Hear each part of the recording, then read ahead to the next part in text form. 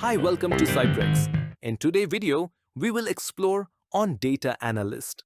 A short recap on Data Analyst. A data analyst is a professional responsible for collecting, processing, and analyzing data to help organizations make informed business decisions. They use statistical tools and software to identify trends, patterns, and insights from structured and unstructured data. Data analysts present their findings through reports, dashboards, and visualizations, enabling stakeholders to make strategic decisions based on evidence.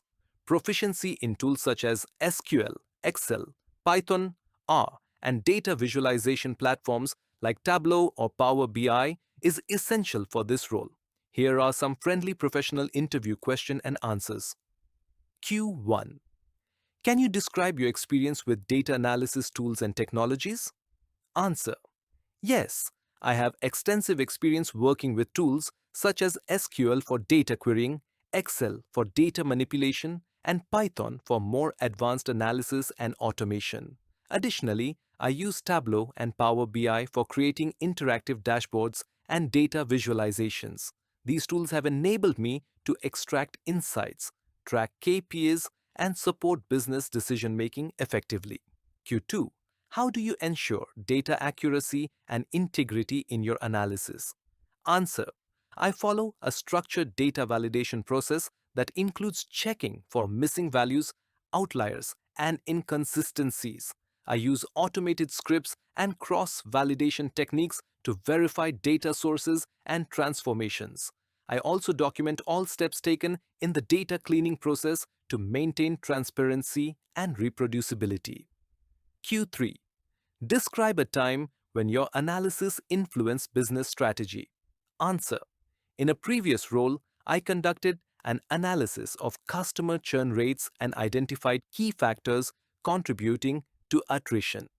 Based on my findings, the marketing team implemented a targeted retention campaign, which resulted in a 15% reduction in churn over the next quarter. This project demonstrated the value of data-driven decisions. Q4. How do you approach presenting complex data to non-technical stakeholders? Answer. I focus on simplifying the message without losing the integrity of the data. I use visual aids like charts and graphs to illustrate trends and key findings. I also tailor my presentation style to the audience, ensuring that I highlight the implications and actionable insights rather than technical details. Q5. What steps do you take when starting a new data analysis project? Answer. I begin by understanding the business objective and defining the key questions to be answered. Then, I gather and clean the relevant data, followed by exploratory data analysis to identify patterns. After that, I apply appropriate statistical or machine learning techniques and interpret the results to provide actionable insights. Finally, I present the findings clearly to stakeholders. Q6. How do you handle multicollinearity in a dataset, and why is it important to address it before building a model? Answer. Multicollinearity occurs when two or more independent variables in a regression model are highly correlated, which can distort the estimation of coefficients and affect model interpretability. I detect multicollinearity using the variance inflation factor, VIF, and correlation matrices. If VIF values exceed acceptable thresholds, commonly greater than 10, I either remove or combine correlated variables or use dimensionality reduction techniques like principal component analysis, PCA. Addressing multicollinearity ensures more reliable and stable model predictions. Q7. Explain the difference between type 1 and type 2 errors. How do they impact decision-making in a business context? Answer.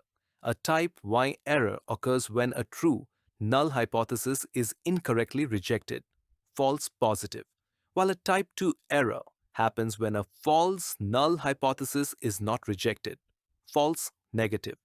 In a business context, the impact varies depending on the scenario.